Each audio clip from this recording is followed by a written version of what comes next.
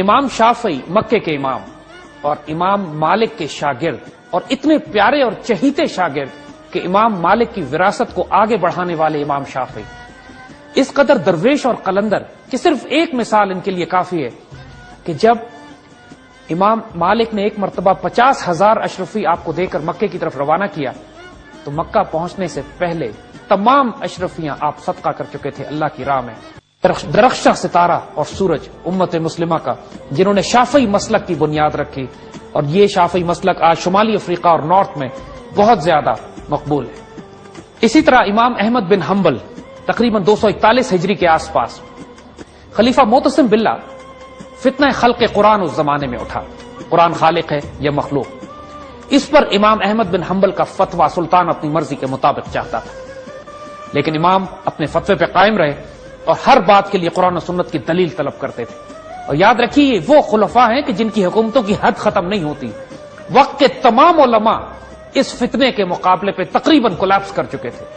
ان کو یا قتل کرا دیا گیا تھا یا جیلوں میں ڈال دیا گیا تھا یا انہوں نے فتوے تبدیل کر دیے تھے، اور احمد بن حنبل ایک آخری چٹان کے طور پر کھڑے تھے کہ جو اس فتنے میں بادشاہ کی مرضی کے خلاف فتویٰ دے رہے تھے۔ ایک مرتبہ امام کو بادشاہ کے دربار میں لایا گیا، اس قدر کوڑے مارے گئے کہ آپ کا کندھا اتر گیا اور جسم کی کھال اتار دی گئی۔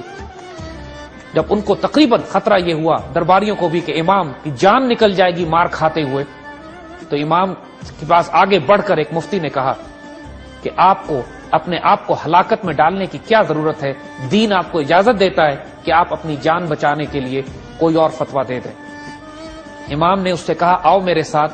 اور بادشاہ کے محل کی کھڑکی کے پاس گئے، اور نکل کر جب اس کو باہر دکھایا تو ہزاروں لوگ کاغذ اور قلم لے کر کھڑے ہوئے تھے، اس بات کا انتظار کر رہے تھے کہ امام اس فتنہ خلق قرآن کے معاملے میں کیا فتویٰ دیتے ہیں۔ امام نے اس کو مخاطب کر کے کہا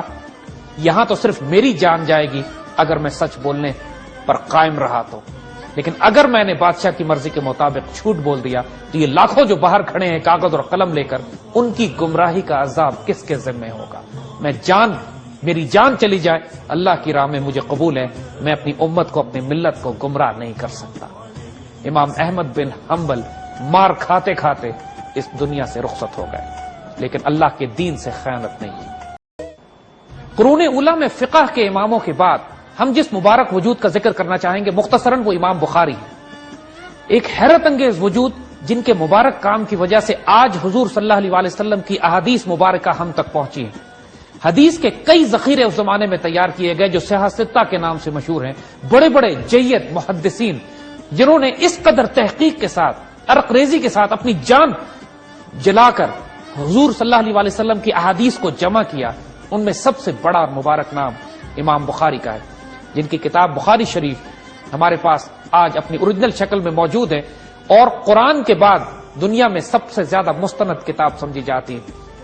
امام بخاری ایک حیرت انگیز جینیس، ایک غیر معمولی وجود کہ جن کی مثال کائنات میں دینا ناممکن ہے۔ بعض روایتوں کے مطابق آپ کو 3 لاکھ احادیث زبانی یاد تھی، اور بعض روایتوں کے مطابق 70,000 احادیث آپ نے بچپن میں یاد کر لی تھی، اور لوگوں نے ایک مرتبہ ان کا امتحان لینے کے لیے 100 حدیثیں آپ کے سامنے رکھی جن کی روایتیں تبدیل کر دی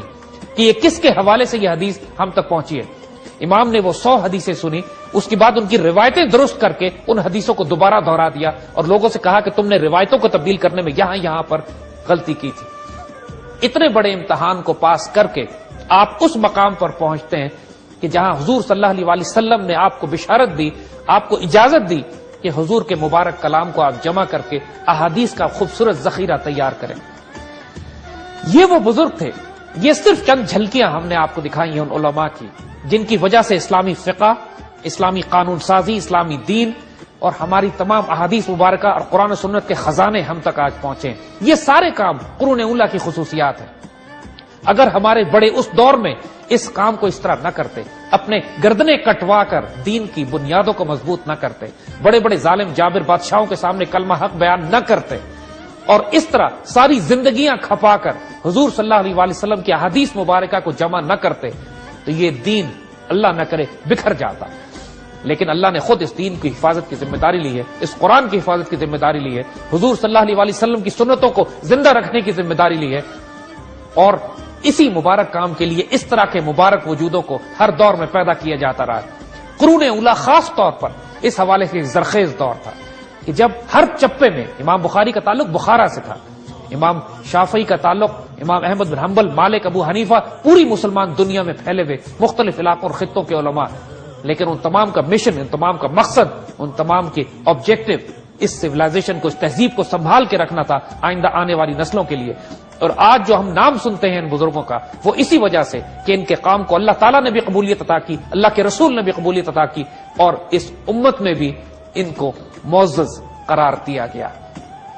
آئندہ آنے والے وقتوں میں انشاءاللہ ہم اور دوسرے علماء، دانشوروں اور فلسفیوں اور پھر سائنسدانوں کی بات کریں گے جنہوں نے قرون اولیٰ میں ایک شاندار اسلامی تہذیب کی بنیاد رکھی جو آج ہم دیکھتے ہیں۔